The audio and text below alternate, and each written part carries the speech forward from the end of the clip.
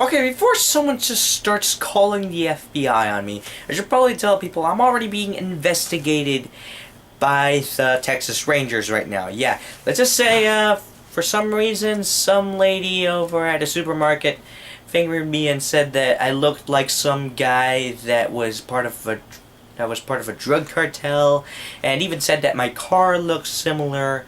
However, they came to my house and they concluded that no way was I connected to a drug cartel because I'm speaking freaking English, and apparently the guy did not speak any English.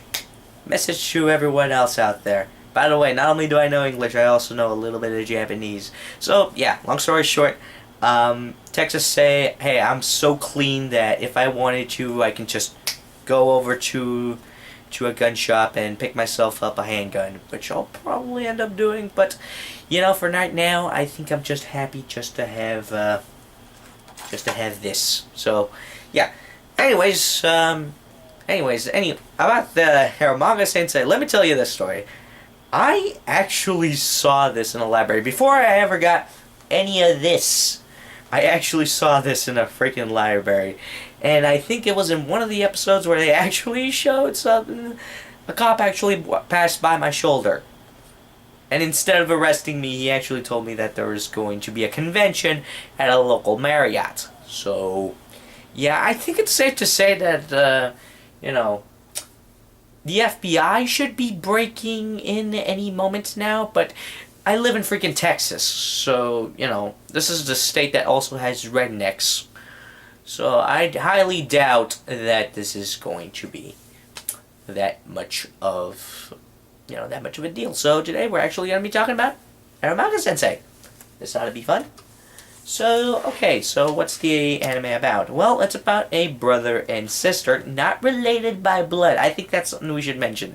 Again, I'm saying this because I live in freaking Texas, and although they would be considered rednecks, they do not technically count as, it's not technical incest, just, if anything, legal incest in terms of, one's maybe. Although then again, there's also the Romeo and Juliet law, which basically says that if they're both minors, they're okay. But if one of them passes the 18 line, then they have to wait until the second member of the party is at the very least 17 years of age. Which, now that I mention that, you know what? I'm just gonna shut up my mouth now and just talk about the anime. So yeah, long story short, both a mother and a father are basically taking care of their children, and then end up meeting with each other, and then realize that let's try to blend our family, and thus we have Sagiri and where am I? And Masamune. That's the thing. I was like, well, how can I forget this? It's like I've seen that name in 2 anime already. How can I forget the second name? So yeah, Sagiri and Masamune. Those are the 2 main characters, and well, let's actually talk about it. Now. Masamune ends up being the older brother in the family. I have no idea where the hell the parents are. Maybe they died.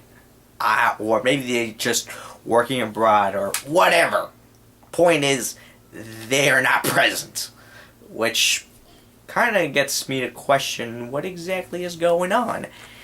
And, or are they in an extended honeymoon or something like that? Because, let me tell you this. I've seen so many anime now where the parents end up, dying in a plane crash or something, or whatever. But whatever. Basically, he ends up being a provider in a way, in the sense that he's a light novel author. Now, for those of you who are wondering what the heck a light novel is, well, let's just pull it out. Think Log Horizon or Ready Player One. Yes, I have read these novels, alright? And yeah, basically he writes these for a living. And he doesn't really, he's good, but not that good. Like, he hasn't become popular, which, as a writer myself, yes, I actually do write books as well. I can kind of understand, but then again, I'm just barely in the writing phase, and I probably should be writing it right now, but instead I'm talking to you guys. So, yeah. Anyways, whereas his sister Sagiri pretty much ends up being Hikikomori shut-in. She's not going to school. And it doesn't seem like she has a job. nor is she taking like some sort of special training. So yeah, you can kind of see what's going on.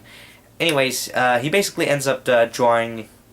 He ends up writing a book with illustrations done by a guy named Eromanga-sensei. However, he doesn't realize this yet.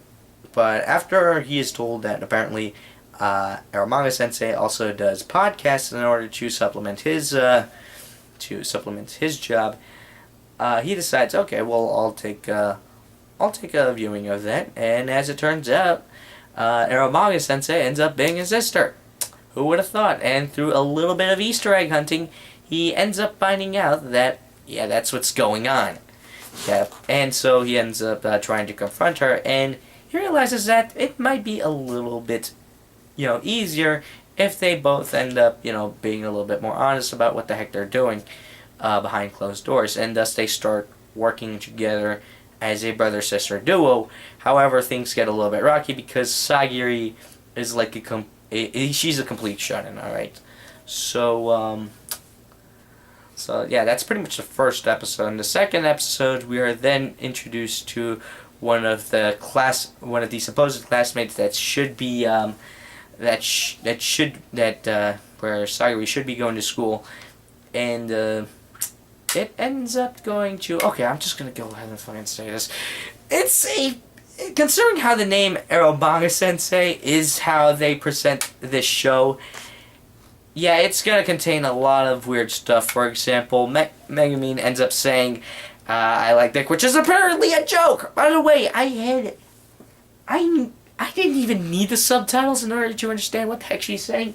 Like, seriously, like the phrase, I know dick, I already knew what that sounded like, and I did not need to be reminded. And let me just go ahead and clarify. We are then introduced to other characters, such as Elf Yamada, who is another rivaling light novel author who pretty much is just as eccentric, such as partaking in playing a goddamn piano fully nude. I'm just like, okay, and as well, okay, you know what? I'm just gonna go ahead and straight up say it. There's a lot of messed up stuff that honestly, I probably, if I were back in California, I'd be roasted. I'd be killed. Alright? And the only thing that would protect me is the fact that I am the son of illegal immigrants. And by the way, for those of you who are wondering, I am just living here alone with my own little sister, not doing this crap. Sis! What are you doing over there? Stay safe! I think come to think about it, I think she left through the back window. But long story short, this is something where it gets to the point where it's like it's so freaking trashy. I can't. You have to just watch on yours. Okay, you know what? I'm just gonna straight up give you the rating I give this. I'm gonna give it a 2.5. What I mean by that is that it's not necessarily an anime you absolutely have to watch, but people are gonna be referencing it. It's like, it's so terrible, it's good, and I think I might have actually figured out why.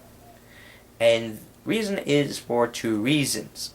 One, it gets trashy over time. Like, if you actually saw the sequence of what I throw you, please forgive me, I have a very crappy camera, but basically, if you saw that sequence where it's like, it goes little by little, and in the same way I showed it to you. It's like one minute it's like it's something where it's like it's very subtle, but then after a while you just keep watching and you realize you're watching over your back, making sure no one's there to watch it with you. It's like, oh my god, why am I watching this in a public library? I should be in jail right now, but instead a cop just passes by and just tells me that you go to the freaking Marriott!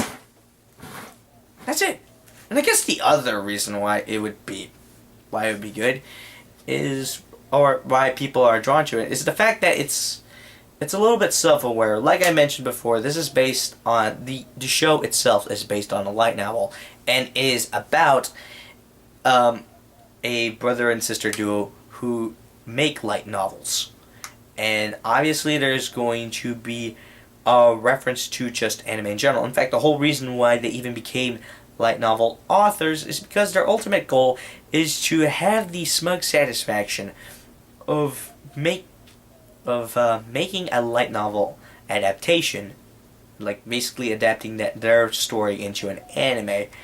And you know what? I kind of relate to that idea personally, because the whole reason why I'm even writing a book is because that is the only way that it can get adapted into a movie. It's like over in Japan they have light novels, manga, and anime. Here in the United States we have YA novels and blockbuster movies. So yeah, I honestly kind of sympathize with that. But not only that, but they also, it's like there's a moment where some of the characters do become self-aware of their positions. Like for example, Sagiri ends up calling Masamune sometimes a light novel protagonist because he is a light novel protagonist. He's good. You pretty much know what I mean. Or how Elf pretty much claims to be a tsundere, and even though she knows what a tsundere is, she still almost says the full line, like the whole, it's not like I like you or anything, and she almost says that, the B word, and it's like, you almost fell for it, and you know it, and yet they still act like it. And also, all the other characters almost know that this is what's going on, that these two are rednecks, and they still keep going on to him. It's like, do you guys keep forgetting that this guy wants to do his sister? It's like, what's going on? And also, in another way that they're self-aware, it's just the fact that they also throw in a bunch of other references to other anime. Like, in some cases, it's very subtle. You really do have to look into it. Like you may have to have your finger on the pause button at all times just to even catch a glimpse of it. And sometimes they're just thrown right in your face. For example, in this scene where they also throw in the cast of the anime or emo, or I cannot believe my little sister can be this cute. And also, this is made by the same. These two anime are made by the same guy, so it looks like there's a connected universe in that sense.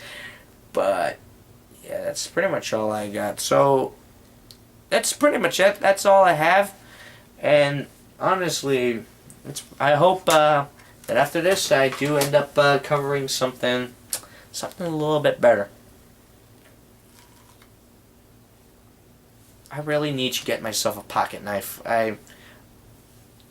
Come to think about it, what happened to my pocket knife? It would be a lot easier to peel this orange.